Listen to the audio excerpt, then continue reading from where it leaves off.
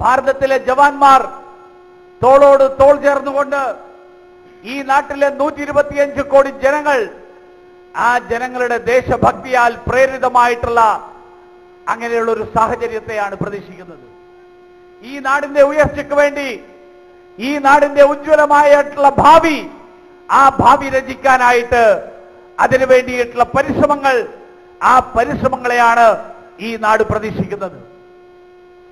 मेरे प्यारे देशवासियों, पंडित दीनदयाल उपाध्याय जन्म शताब्दी वर्ष को हमने गरीब कल्याण वर्ष के रूप में मनाना तय किया।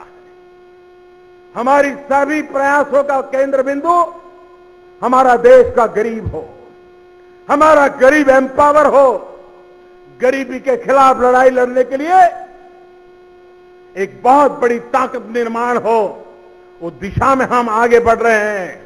और इस केरल की धरती, केरल के लोग, गॉड्स ओन कंट्री हमें आशीर्वाद दे ताकि हम देश के कल्याण के मार्ग पर, गरीबों के कल्याण के मार्ग पर, जन कल्याण के मार्ग पर, लोक कल्याण के मार्ग पर हम तेज गति से आगे बढ़े। ദീൻദയാൽജിയുടെ ജന്മശതാബ്ദി ആഘോഷിക്കുന്ന ഈ വർഷം ഈ നാട്ടിലെ ദരിദ്രരുടെ ഉന്നമനത്തിന് വേണ്ടിയിട്ടുള്ള, ദരിദ്രരുടെ ക്ഷേമത്തിന് വേണ്ടിയിട്ടുള്ള പദ്ധതികൾ, പാവപ്പെട്ടവരുടെ ഉയർച്ചയ്ക്ക് വേണ്ടിയിട്ടുള്ള പദ്ധതികൾ, ആ പദ്ധതികൾ നടപ്പിലാക്കിക്കൊണ്ടാണ് അത് പ്രാവർത്തികമാക്കാൻ നമ്മൾ ആഗ്രഹിക്കുന്നത്. ഈ കേരളത്തിന്റെ ഭൂമി, ഈ കേരളത്തിന്റെ ദൈവത്തിന്റെ സ്വന്തം ഭൂമി, ആ ഭൂമി, ഈ പരിശ്രമങ്ങളിൽ നമുക്ക് ആ ഭൂമിയുടെ അനുഗ്രഹങ്ങൾ തേടാൻ ഞാൻ ഈ അവസരത്തിൽ ആഗ്രഹിക്കുകയാണ്. 21वीं सदी में हमारा संकल्प बने कि हिंदुस्तान एक ऐसा देश हो जो गरीबी से मुक्त हो, समृद्धि से युक्त हो। 21ാം നൂറ്റാണ്ടിൽ ഈ നാട് ദാരിദ്ര്യത്തിൽ നിന്ന് മുക്തമായിട്ടുള്ള, സമൃദ്ധമായിട്ടുള്ള ഒരു രാജ്യമായിട്ട് മാറട്ടെ. ഇതാണ് നമ്മുടെ ലക്ഷ്യം. भारत ऐसा देश हो जो भेदभाव से मुक्त हो, समानता से युक्त हो। ഈ ഭാരതം ഉച്ചനീചത്വങ്ങളാൽ അതിൽ നിന്ന് മുക്തമായിട്ടുള്ള സമത്വത്തിന്റെ നാടായിട്ട് മാറട്ടെ. भारत ऐसा देश हो जो अन्याय से मुक्त हो, न्याय से युक्त हो। ഈ നാട് അനീതിയിൽ നിന്ന് വിമുക്തമായിട്ടുള്ള നീതിയുടെ പ്രദേശമായിട്ട് മാറട്ടെ. भारत ऐसा देश हो गंदगी से मुक्त हो, स्वच्छता से युक्त हो। ഈ നാട് ദുർഗന്ധത്തിൽ നിന്നും മാലിന്യത്തിൽ നിന്നും മുക്തമായിട്ടുള്ള, ഈ നാട് സ്വച്ഛതയുടെയും, ഈ നാട് അങ്ങനെയുള്ള ഒരു പ്രദേശമായിട്ട് സ്വച്ഛതയുടെ പ്രദേശമാകട്ടെ. भारत ऐसा देश हो जो भ्रष्टाचार से मुक्त हो, पारदर्शिता से युक्त हो। ഈ ഭാരതം അഴിമതിയിൽ നിന്ന് വിമുക്തമായ സുതാര്യതയുടെ പ്രദേശമായിട്ട് മാറട്ടെ. भारत ऐसा देश हो बेरोजगारी से मुक्त हो, रोजगारी से युक्त हो। ഈ ഭാരതം തൊഴിലില്ലായ്മയിൽ നിന്ന് വിമുക്തമായിട്ടുള്ള, തൊഴിലുകളാൽ സമൃദ്ധമായിട്ടുള്ള ഒരു നാടായിട്ട് മാറട്ടെ. भारत ऐसा देश हो महिला उत्पीड़न से मुक्त हो, नारी सम्मान से युक्त हो। ഈ ഭാരതം സ്ത്രീകൾക്കെതിരായിട്ടുള്ള അതിക്രമങ്ങളിൽ നിന്ന് മുക്തമായിട്ടുള്ള, സ്ത്രീകൾക്ക് ആദരവ് ലഭിക്കുന്ന പ്രദേശമായിട്ട്, നാടായിട്ട് മാറട്ടെ. भारत ऐसा देश हो जो निराशा से मुक्त हो, आशा से युक्त हो। ഈ നാട് നിരാശയുടെ കയങ്ങളിൽ നിന്ന് ഉയർന്ന് ആശയുടെ പ്രതീക്ഷകളുടെ നാടായിട്ട് മാറട്ടെ. पंडित दीनदयाल उपाध्याय जी की जन्म शती में इसी संकल्प को लेकर के हम सब आगे बढ़े। इसी एक अपेक्षा के साथ आप सबका बहुत बहुत आभार, आप सबको बहुत बहुत शुभकामनाएं। ദീൻദയാൽജിയുടെ ജന്മശതാബ്ദിയുടെ ഈ വർഷത്തിൽ ഈ പ്രതീക്ഷകളുമായിട്ട്, ഈ ദൃഢപ്രതിജ്ഞയുമായിട്ട് നമുക്ക് മുന്നോട്ട് പോകാം. എല്ലാവർക്കും ആശംസകൾ. मेरे साथ मुट्ठी बंद करके पूरी ताकत से बोलिए। എല്ലാവരും കൈ ഉയർത്തി മുഷ്ടി ചുരുട്ടിക്കൊണ്ട് നമുക്ക് ഒറ്റക്കെട്ടായിട്ട് പറയാം. भारत माता की जय। भारत माता की जय भारत माता की जय. बहुत बहुत धन्यवाद. ഈ മഹാസമ്മേളനത്തിന് നന്ദി രേഖപ്പെടുത്തുന്നതിലേക്കായി ഭാരതീയ ജനതാ പാർട്ടിയുടെ കോഴിക്കോട് ജില്ലാ കമ്മിറ്റിയുടെ പ്രസിഡന്റ് ശ്രീ TP ജയചന്ദ്രൻ അവർകളെ ബഹുമാനപൂർവ്വം ക്ഷണിക്കുന്നു. പ്രിയമുള്ളവരെ, ചരിത്രമുറങ്ങുന്ന കോഴിക്കോട് പുതിയൊരു ചരിത്രം രചിക്കുകയാണ്. ഭാരതത്തിന്റെ പുതിയ നവോത്ഥാന നായകൻ നരേന്ദ്രമോദിജിയുടെയും ഭാരതീയ ജനതാ പാർട്ടിയുടെ ദേശീയ അധ്യക്ഷൻ അമിത്ഷാജിയുടെയും ഭാരതത്തിന്റെ യശസ് വാനോളം ഉയർത്തുന്ന ഈ നീണ്ട നേതൃത്വ നിരയുടെയും സാന്നിധ്യം ഇതാ കോഴിക്കോട്, ഭാരതത്തിന്റെ ഭാഗമായ കോഴിക്കോട് മുഴുവൻ BJPയുടെ പ്രവർത്തകന്മാരും ധന്യമായ ഈ മുഹൂർത്തത്തില്, ഭാരതീയ ജനതാ പാർട്ടിയുടെ ഈ ധന്യ മുഹൂർത്തത്തിന് സാക്ഷ്യം വഹിച്ച, നമ്മൾ ഓരോരുത്തരെയും കോരിത്തരിപ്പിച്ച അഭിവന്ദ്യനായ ഭാരതത്തിന്റെ പ്രധാനമന്ത്രി നരേന്ദ്രമോദിക്ക് ഈ കോഴിക്കോടിന്റെ പൗരാവലിയുടെ പേരിൽ ഞാൻ കൃതജ്ഞത രേഖപ്പെടുത്തുന്നു.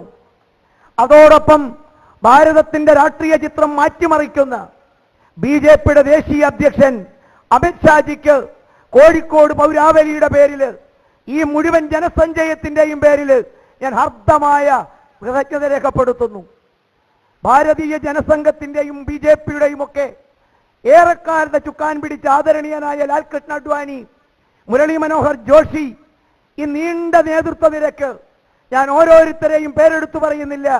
ഭാരതീയ ജനതാ പാർട്ടിയുടെ മുഴുവൻ കേന്ദ്രമന്ത്രിമാർക്കും പാർലമെന്റ് മെമ്പർമാർക്കും മുഴുവൻ അംഗങ്ങൾക്കും, അതോടൊപ്പം കേരളത്തിലെ കണ്ണിലുണ്ണിയായി മാറിയിരിക്കുന്ന നമ്മുടെ ആദരണീയനായ സംസ്ഥാന അധ്യക്ഷൻ ശ്രീ കുമ്മനം രാജശേഖരനും BJPയുടെ പ്രഭാരി H രാജയ്ക്കും ഈ നേതൃത്വ നിരയിലെ മുഴുവൻ ആളുകൾക്കും ഞാൻ കൃതജ്ഞത രേഖപ്പെടുത്തുന്നതോടൊപ്പം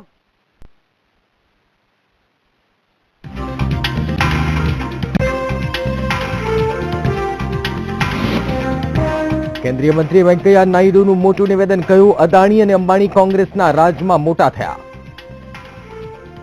કેરળના કોઝિકોડથી પીએમએ સાધ્યું પાકિસ્તાન પર નિશાન, કહ્યું ઉરી હુમલાને દેશ ભૂલશે નહીં, આતંકવાદ સામે ભારત ઝૂક્યું નથી અને ઝૂકશે પણ નહીં. બીબીસી પર સરકાર ફરી અસમંજસમાં, નીતિન પટેલે કહ્યું હાલ EBC અનામત લાગુ નહીં પડે, CM અને એડવોકેટ જનરલની લેવાશે સલાહ. બનાસકાંઠાના અમીરગઢ કરજામાં સામે આવી દલિત અત્યાચારની ઘટના બાદ પોલીસ હરકતમાં, આરોપીઓની થઈ ધરપકડ. IDS અંતર્ગત સુરતમાંથી જાહેર થયું 1100 કરોડનું કાળું નાણું, કાળા નાણાંનો કુલ આંક 1500 કરોડને પાર. સુરત મહાપાલિકામાં મહિલા કર્મચારીએ નોંધાવી જાતીય સતામણીની ફરિયાદ, એટ્રોસિટી એક્ટ હેઠળ ફરિયાદ કરતા શરૂ થઈ કાર્યવાહી. અને અંકલેશ્વર GIDC પોલીસ મથકમાં આરોપીના મોત બાદ તર્ક વિતર્ક, આરોપીને ખેંચી આવ્યા બાદ થયું મોત.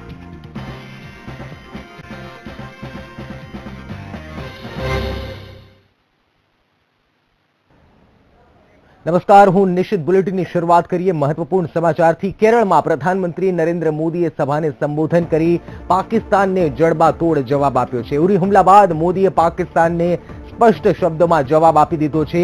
આતંકવાદી સાંભળી લે, અમે ક્યારેય ભૂલીશું નહીં અને અમે ક્યારેય ભૂલ્યા પણ નથી. આતંકવાદ સામે હિન્દુસ્તાન ક્યારેય ઝૂકશે નહીં.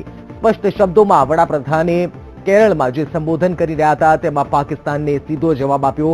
નવાઝ શરીફે જે સંયુક્ત રાષ્ટ્રની સભામાં જે ભાષણ આપ્યું હતું અને ત્યારે જે કાશ્મીરનો મુદ્દો ઉઠાવ્યો, ત્યારે જે ભારત પર પ્રહારો કર્યા હતા, તેનો જવાબ હવે વડાપ્રધાન મોદી આપી દીધો છે અને સ્પષ્ટ શબ્દમાં જણાવ્યું છે કે ભારત આતંકવાદને પરાસ્ત કરીને રહેશે. ઉરી હુમલા બાદ લાંબા સમયથી ચર્ચા હતી કે વડાપ્રધાન કેવા પ્રકારના એક્શન લેશે, પરંતુ એક્શનની સાથોસાથ હવે નવાઝ શરીફ અને પાકિસ્તાનને તેની જ ભાષામાં જવાબ આપી દીધો છે અને ભારત આતંકવાદને પરાસ્ત કરીને રહેશે તેવો આશાવાદ વડાપ્રધાને કેરળથી સંબોધ્યો છે. આતંકવાદી સાંભળી લે, અમે ક્યારેય ભૂલીશું નહીં, આતંકવાદ સામે હિન્દુસ્તાન ક્યારેય ઝૂક્યું નથી અને આગળ પણ ઝૂકશે નહીં તેવું વડાપ્રધાને જણાવી દીધું છે. તો નવાઝ શરીફના યુએનના ભાષણ પર મોદીએ પ્રહાર કરતા જવાબ આપ્યો છે. પાકિસ્તાનના નેતા ઘરમાં છે, તેને સંભાળીને રાખે. BOK સંભાળી નથી શકતું પાકિસ્તાન તેવું વડાપ્રધાને પોતાના સંબોધનમાં કીધું છે. પાડોશીના નેતા આતંકના આકાનું ભાષણ આપે છે. નવાઝ શરીફ આતંકીઓના લખેલા ભાષણ વાંચે છે. પાકિસ્તાન કહેતું હતું કે 1000 વર્ષ સુધી લડીશું, 1000 વર્ષ સુધી લડવાવાળા કાળની ગર્તામાં હુમાઈ ગયા. मानवतावादियों ने एक होकर के आतंकवाद को परास्त करना ही होगा और आतंकवाद के सामने न हिंदुस्तान झुका है न हिंदुस्तान झुकेगा, आतंकवाद को परास्त करके रहेगा. जो 21वीं सदी एशिया की न बने,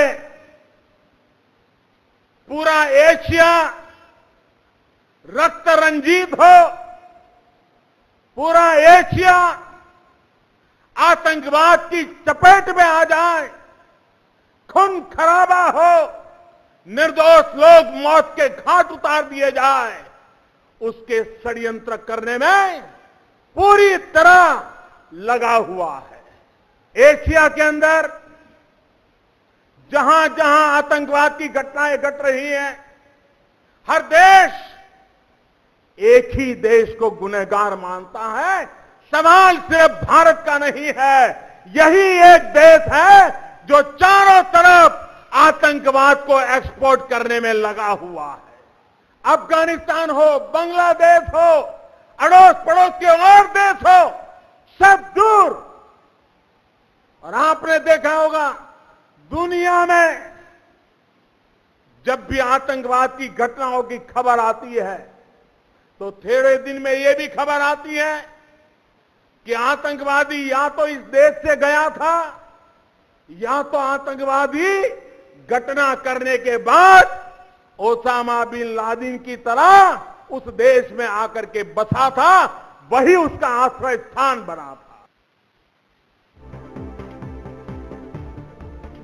મેળવીએ કઈ રીતે વડાપ્રધાનના નિવેદનને જોઈ શકાય. દેવશી બારડ અમારા સંવાદદાતા ન્યૂઝ રૂમથી અમારી સાથે લાઈવ જોડાયા છે. દેવશી, જે લાંબા સમયથી રાહ જોવાઈ રહી હતી ઉરી હુમલા બાદ નવાઝ શરીફનું યુએનમાં ભાષણ, ત્યારબાદ એક સવાલ એ હતો કે કઈ રીતે પાકિસ્તાનને જવાબ આપવામાં આવશે, કઈ રીતે આ જે આતંકીઓ છે તેના મોઢા બંધ કરવામાં આવશે. પરંતુ કેરળમાં જે સંબોધન વડાપ્રધાને કર્યું ને જે શબ્દો ઉચ્ચાર્યા, કઈ રીતે આ શબ્દોને જોઈ શકાય, કઈ રીતે આને મૂલવી શકાય?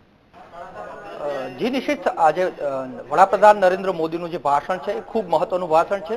તમે જોશો તો એની એક એક લાઈન, જ્યારથી એને ત્રાસવાદના મુદ્દાને લઈને જે બોલવાની શરૂઆત કરી ત્યારથી એક મહત્વની લાઈનો, એક એક લાઈન ખૂબ મહત્વની હતી.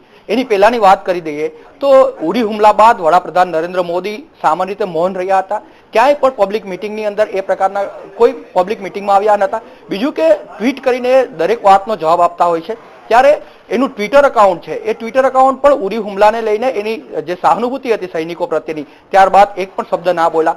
એ ઉપરાંત ભારતની અંદર નૌસેના, ભારતીય જે અલગ અલગ વડાઓ સાથે મિટિંગ કરી, વિદેશ મંત્રાલય સાથે મિટિંગ કરી, ગૃહ પ્રધાન સાથે મિટિંગ કરી, આ બધી ઘટનાઓ બાદ આ પહેલી વહેલી ઘટના હતી કે વડાપ્રધાન જાહેર મંચ ઉપર આવી રહ્યા હોય અને ઉરી હુમલા બાદ આ પહેલી ઘટના હતી. ત્યારે દેશના લોકોને પણ એક આશા હતી, પોલિટિકલ પાર્ટીઓને પણ આશા હતી અને પાકિસ્તાન પણ પાકિસ્તાનમાં બેઠેલા લોકો પણ અને એના જે પોલિટિશિયન નેતાઓ છે એ પણ વિચારી હતા કે નરેન્દ્ર મોદી શું બોલી શકે. આ સંજોગોની અંદર આજનું નરેન્દ્ર મોદીનું ભાષણ છે ખૂબ મહત્વપૂર્ણ કહી શકાય. સૌથી પહેલી વાત કરીએ તો એની અંદર સૌથી પહેલું એણે હુમલાનું આહવાન કરી દીધું છે કે ભારત હંમેશા તૈયાર છે પાકિસ્તાનને ખાળવા માટે અથવા પાકિસ્તાન ઉપર અટેક કરવા માટે. તો આ સૌથી મોટી વાત કહી શકાય. અને બીજી વાત એણે એ કરી છે કે આજે જે આ ભાષણ છે એની અંદર ક્યાંય વિદેશની અંદર મદદની વાત કરવામાં નથી આવી કે પાકિસ્તાનને ત્રાસવાદી દેશ જાહેર કરવો જોઈએ અથવા તો પાકિસ્તાનને જેની મદદો છે રોકી દેવી જોઈએ, પરંતુ સીધો અટેક કરવામાં આવ્યો છે. એમાં ખાસ કરીને પાકિસ્તાનની પ્રજાને કહેવામાં આવ્યું છે કે તમારા નેતાઓ છે એ શું કરી રહ્યા છે તમે જાણો, એટલા માટે જાણો કે તમને આ ખલાસ કરી રહ્યા છે. બીજી વસ્તુ એ છે કે યુએનના શરીફના ભાષણ બાદ ભારતની અંદર જે પ્રકારનો માહોલ હતો, જે પ્રકારની લડાઈ ઇનડાયરેક્ટલી એમાં પાકિસ્તાન ઈચ્છતું હતું અથવા પાકિસ્તાને આકાઓની, ત્રાસવાદીઓના આકાની વાત યુએનની અંદર કરી હતી. તો નરેન્દ્ર મોદીએ સીધી વાત કરી દીધી છે કે શરીફનું જે ભાષણ હતું એ શરીફની પોતાની ભાષા ના હતી અને ત્રાસવાદીઓની ભાષા હતી અને સામાન્ય સંજોગોમાં શરીફ જે પણ બોલ્યા હતા એ સ્વાભાવિક રીતે ત્રાસવાદીઓની જ ભાષા હતી. કારણ કે એણે વાણીને, બુરહાન વાણીને એક સ્વતંત્ર સેનાની તરીકે વાત કરી હતી, જ્યારે દુનિયાભરના લોકો એને એક ત્રાસવાદી તરીકે જોઈ રહ્યા છે. આ ઉપરાંત ભારતે એ પણ કહી દીધું છે કે તમે તમારો વિસ્તાર જાળવી શકતા નથી. આજે બલુચિસ્તાનની અંદર જે પ્રકારની આઝાદીની ચળવળની વાત થઈ રહી છે, પંજાબની અંદર અને બાલ્ટિસ્તાન અને પીઓકોની અંદર જે છૂટા પડવાની વાત થઈ રહી છે, તો તમે તમારો વિસ્તાર જાળવો, બીજાના વિસ્તારમાં ના જાઓ. અને ભારત તમારી ઉપર આક્ષેપ કરવા અથવા તમારા જે હુમલાઓ છે એને ખાળવા માટે સક્ષમ છે. ભારતીય સેના છે સક્ષમ છે.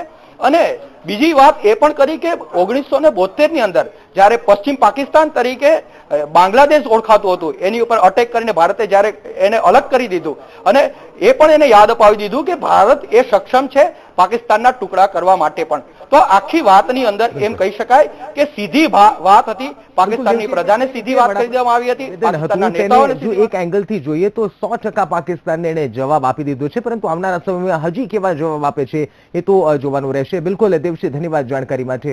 અપડેટ આપને પાસેથી લેતા રહીશું. તો દર્શક મિત્રો, કેરળમાં વડાપ્રધાન સંબોધન બાદ તમામની જે આશા હતી, જાહેર સભામાં વડાપ્રધાન જે જવાબ આપશે કે નહીં, પરંતુ કેરળમાં આજે પાકિસ્તાનને જડબાતોડ જવાબ આપી દીધો છે.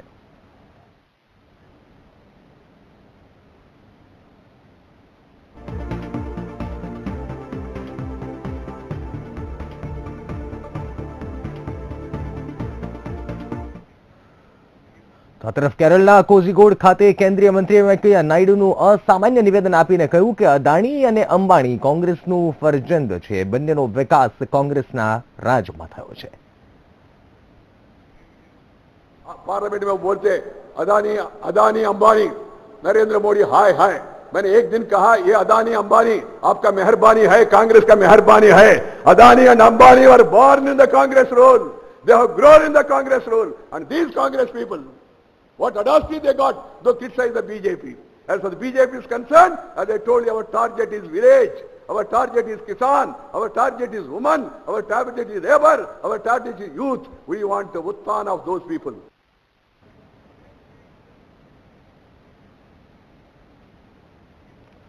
બનાસકાંઠા જિલ્લાના દલિત પરિવાર પર હુમલો કરનાર શખ્સોને પોલીસે ઝડપી પાડ્યા છે. મહત્વનું છે કે અમીરગઢ તાલુકાના મોટા કરજા ગામે દલિત પરિવારે મૃત ઢોરને ઉપાડવાનું ના પાડતા કરજા ગામના 6 શખ્સોએ હુમલો કર્યો, જેમાં દલિત પરિવારની સગર્ભા મહિલા ગંભીર રીતે ઇજાગ્રસ્ત થતા સારવાર માટે હોસ્પિટલમાં ખસેડવામાં આવી છે. જે અંગે પીડિત પરિવારે અમીરગઢ પોલીસ સ્ટેશનમાં 6 શખ્સો વિરુદ્ધ ફરિયાદ નોંધાવતા પોલીસે ગણતરીની કલાકોમાં જ આરોપીની ધરપકડ કરી લીધી છે.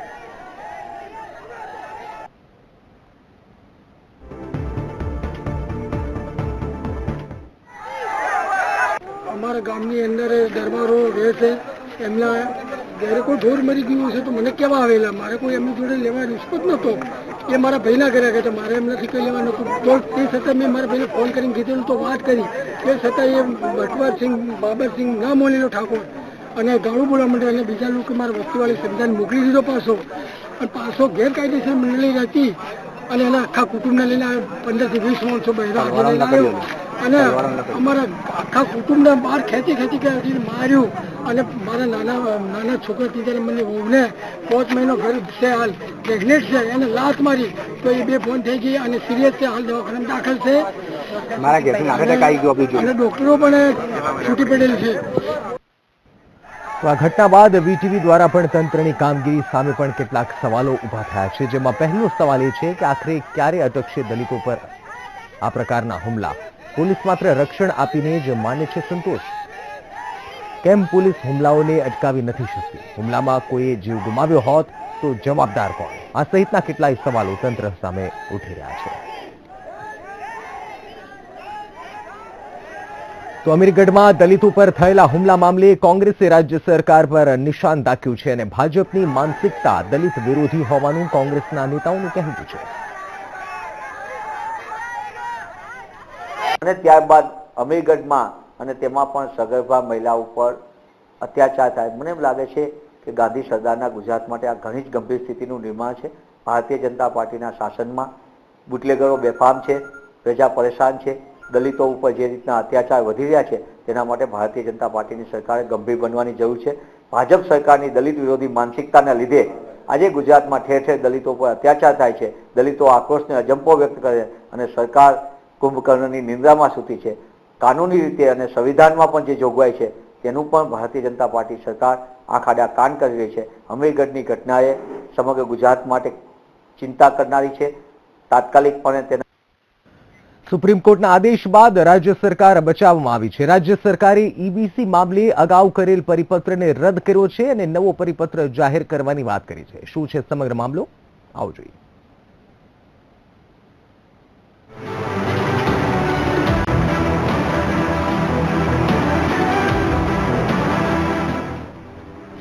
સુપ્રીમ કોર્ટના આદેશને પગલે શૈક્ષણિક પ્રવેશ કે ભરતી પ્રક્રિયા ઈબીસીના ધોરણે હાથ ધરી શકાય નહીં તેમ જણાતા રાજ્ય સરકાર હરકતમાં આવી હતી અને રાજ્યના નાયબ મુખ્યમંત્રી નીતિન પટેલે રાજ્ય સરકારનો બચાવ કરતા જણાવ્યું કે અગાઉનો પરિપત્ર રદ કરીને નવો પરિપત્ર બહાર પડાશે. સુનાવણીમાં જે આદેશ આપ્યો કે અત્યાર સુધી આ 10% ઈબીસીના કાયદા પ્રમાણે જે પ્રવેશ એડમિશન અપાઈ ચૂક્યા છે એને રદ કરવામાં નહીં આવે અને એને રદ કરવા જોઈએ નહીં, એ પ્રમાણેનું નામદાર સુપ્રીમ કોર્ટે આદેશ આપ્યો. એટલે કે ઈબીસીના આધારે આપણે લગભગ શિક્ષણ વિભાગ તરફથી 3000 જેટલા વિદ્યાર્થીઓને ઈબીસીના આધારે જે પ્રવેશ આપ્યો હતો એ પ્રવેશને નામદાર સુપ્રીમ કોર્ટે માન્ય રાખ્યો. રાજ્યના ઉપમુખ્યમંત્રી નીતિન પટેલે સ્પષ્ટ જણાવ્યું છે કે સુપ્રીમ કોર્ટમાં કેસ ચાલી રહ્યો છે અને સુપ્રીમ કોર્ટે અત્યાર સુધીમાં 3000 ઈબીસીના ધોરણે અપાયેલા શૈક્ષણિક પ્રવેશને માન્ય રાખ્યા છે. જો કે હવે પછી ઈબીસીનો અમલ નહીં કરવાનો આદેશ આપ્યો છે, જેનું પાલન કરવા રાજ્ય સરકાર બંધાયેલી છે. મોડી સાંજે મારા ધ્યાન ઉપર આવતા મેં મુખ્યમંત્રી માનનીય વિજયભાઈ રૂપાણીનું ધ્યાન દોર્યું કે આ અંગે કેટલીક સ્પષ્ટતાઓ કરવી જરૂરી છે.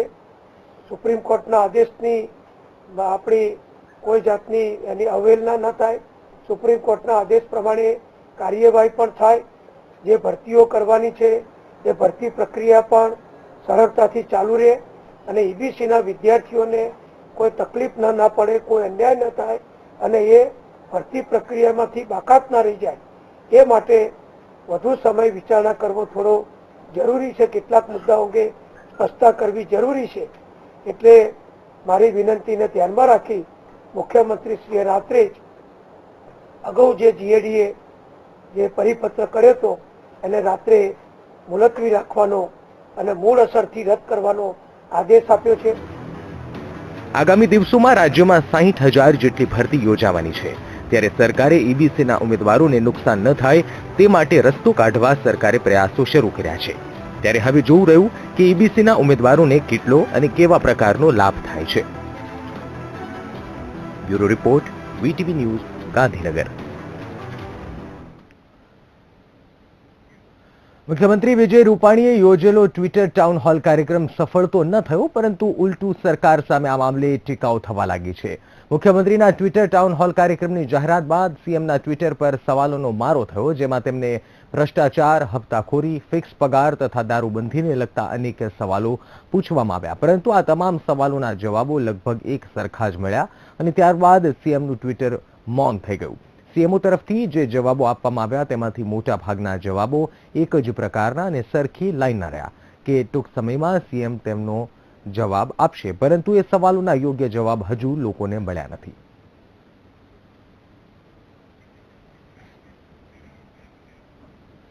રાજ્યના મુખ્યમંત્રી વિજય રૂપાણીએ ગઈકાલે યોજેલા ટ્વિટર ટાઉન હોલના બચાવમાં આજે નાયબ મુખ્યપ્રધાન નીતિન પટેલ પણ મેદાનમાં આવ્યા છે.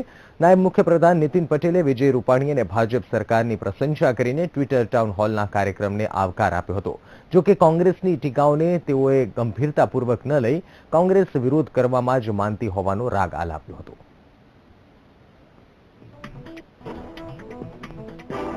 पक्ष को या हमारे विरोधियों को तो कोई भी बात हो उसमें विरोधी करना है, उनको बोलने में 1 मिनट भी लगानी नहीं है, क्योंकि कोई सोच के उनको बोलना नहीं है. जो भी मन में आता है सभी बात पर ये लोग बोलते हैं.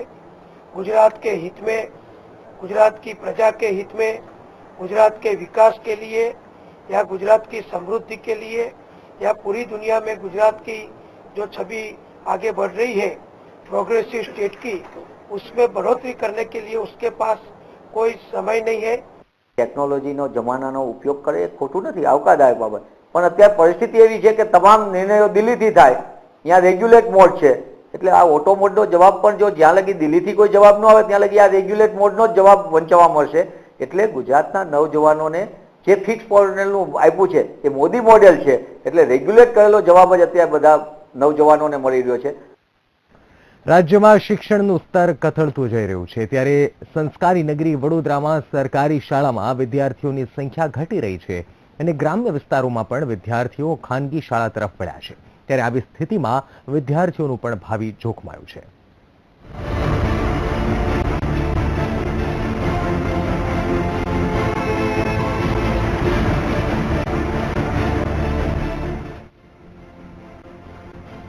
મહારાજા સયાજીરાવ ગાયકવાડે મફત શિક્ષણની હિમાયત કરી, પરંતુ આજે સરકારી શાળાઓમાં વિદ્યાર્થીઓની પાંખી હાજરી જોવા મળે છે અને ખાનગી શાળાઓનો ક્રેઝ વધી રહ્યો છે. જો કે સરકારી શાળામાં અવ્યવસ્થાની અનેક ફરિયાદો મળી છે, તો ઘણી પ્રાથમિક શાળામાં પ્રાથમિક સુવિધાનો અભાવ જોવા મળી રહ્યો છે.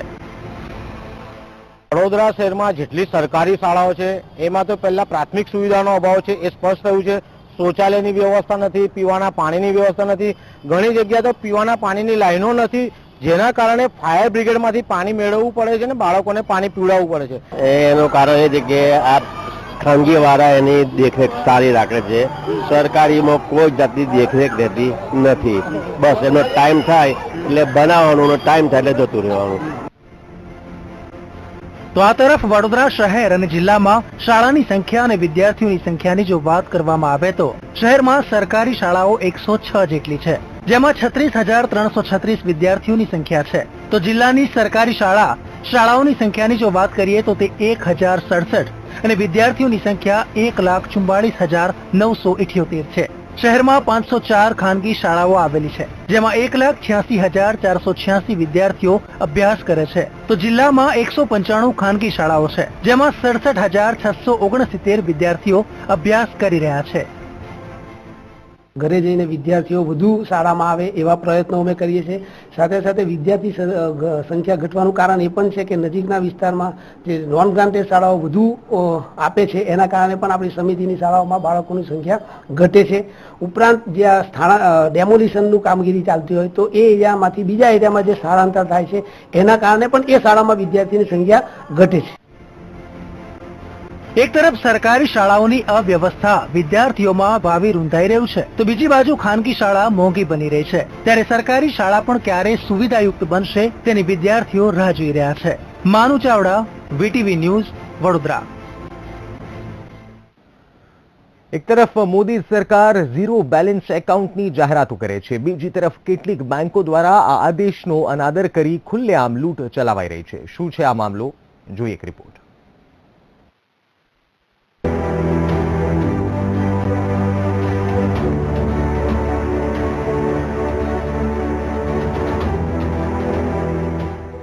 મોદી સરકારના આદેશનો અનાદર, બેંકો દ્વારા ચલાવાઈ રહી છે ખુલ્લેઆમ લૂંટ. ઘટના છે વાપીની, કે જ્યાં મામલતદાર દ્વારા 30 તારીખ પહેલા શાળાના તમામ વિદ્યાર્થીઓના બેંક એકાઉન્ટ ફરજિયાત ખોલવામાં આવે તેવી જાહેરાત કરવામાં આવી હતી, જેથી વિદ્યાર્થીઓને મળતી સરકારી સહાય તેના એકાઉન્ટમાં સીધી જમા કરાવી શકાય. પરંતુ અહીં શાળા અને બેંક દ્વારા ઉઘાડી લૂંટ ચલાવવામાં આવી રહી છે. કારણ કે એક તરફ નરેન્દ્ર મોદી ઝીરો બેલેન્સ એકાઉન્ટની જાહેરાતો કરી છે, તો બીજી તરફ શાળા તરફથી બાળકોને સૂચના આપવામાં આવી રહી છે કે રૂપિયા 500 લઈને બેંકમાં જવાનું છે અને બેંકમાં ખાતા ખોલાવવાના છે. તો કેટલીક શાળાઓમાં તો કોઈ ખાસ બેંકનો જ આગ્રહ કરવામાં આવી રહ્યો છે. स्कूल में से बोला कि बड़ौदा बैंक का अकाउंट खुलाना है, इसलिए यहाँ पे बड़ौदा बैंक का अकाउंट खुलाना है. ખાતું ખોલાવવું હોય તો 500 રૂપિયા લઈને આવજો તો ઇન્કમ પર મળશે એવી રીતે, પણ નાના છોકરાઓ છે તો એમની પાસે તો કઈ પૈસા તો હોવાના જ નથી, તો એ બધું ખોટું છે. આમ કેટલીક બેંકો દ્વારા ફરજિયાત 500 અને 1000 રૂપિયાનો દુરાગ્રહ રાખી રહી છે, જેને લઈને શાળાના સંચાલકો અને વાલીઓમાં ચિંતાનો માહોલ જોવા મળી રહ્યો છે. આ તો તદ્દન ખોટું લાગે છે મને, કારણ કે જે રીતે નરેન્દ્ર મોદીજી પ્રચાર કરી રહ્યા છે કે બાળકોનું એકાઉન્ટ હોવું જોઈએ, તો ઝીરો બેલેન્સ જ હોવું જોઈએ. આમ બેંકો દ્વારા મોદી સરકારના આદેશોનું ઉલ્લંઘન કરીને ખુલ્લેઆમ લૂંટ ચલાવવામાં આવી રહી છે, જેને લઈને વિદ્યાર્થીઓ અને વાલીઓમાં ભારે રોષ જોવા મળી રહ્યો છે. ત્યારે જોવાનું એ રહે છે કે તંત્ર દ્વારા આ સમગ્ર મામલે ધ્યાન આપવામાં આવશે કે કેમ તે જોવું રહ્યું. માનવ ઠાકોર, VTV ન્યૂઝ, વાપી. વાપીની શાળા અને બેંકો દ્વારા જે ઉઘાડી લૂંટ ચલાવવામાં આવી રહી છે તેને લઈને VTV દ્વારા સ્ટિંગ ઓપરેશન હાથ ધરવામાં આવ્યું. જે સ્ટિંગ ઓપરેશનમાં અનેક ખુલાસાઓ થયા હતા. શું થયા ખુલાસા? આવો જોઈએ.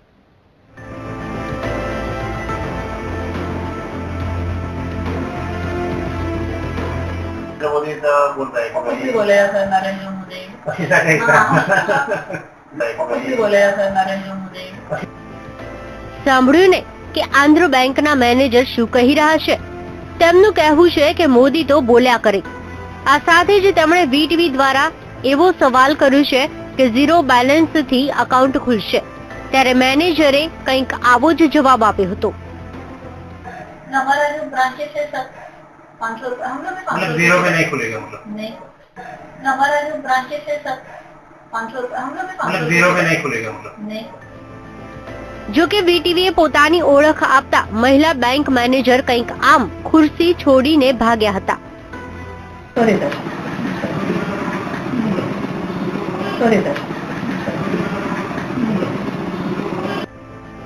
આમ VTVના ખુફિયા કેમેરામાં આંધ્ર બ્રાન્ચના મેનેજર કેદ થયા હતા અને ઝીરો બેલેન્સની હકીકત બહાર આવી હતી. તો VTVએ BOI બેંકની મુલાકાત લીધી ત્યારે જાણવા મળ્યું હતું કે ઘણી બેંકો ઝીરો બેલેન્સમાં પણ ખાતું ખોલવા તૈયાર છે. जीरो बैलेंस स्कीम में हम लोग जो भी बच्चे आते हैं या स्कूल से जो भी सारे ID और एड्रेस प्रूफ अगर कंफर्म है तो हम लोग अकाउंट खोलते हैं. कोई 500 रुपए ऐसा कुछ ले जाता है? ऐसा कोई डिमांड नहीं की जाती. આમ આ પરથી એવું સાબિત થાય છે કે કેટલી બેંકો દ્વારા ઝીરો બેલેન્સથી પણ ખાતું ખોલવામાં આવે છે, પરંતુ શાળાની મિલીભગતના કારણે કોઈ ચોક્કસ બેંકમાં ખાતું ખોલાવવા માટે આગ્રહ કરવામાં આવી રહ્યો છે અને ફરજિયાત 500 કે 1000 રૂપિયા ભરીને કોઈ ચોક્કસ બેંકમાં ખાતું ખોલાવવા માટે જબરજસ્તી કરવામાં આવી રહી છે. આમ વલસાડ જિલ્લાના વહીવટી તંત્ર આ મામલે કોઈ નક્કર પગલાં લે તેવી માંગ ઉઠી છે. માનવ ઠાકોર, VTV ન્યૂઝ, વાપી.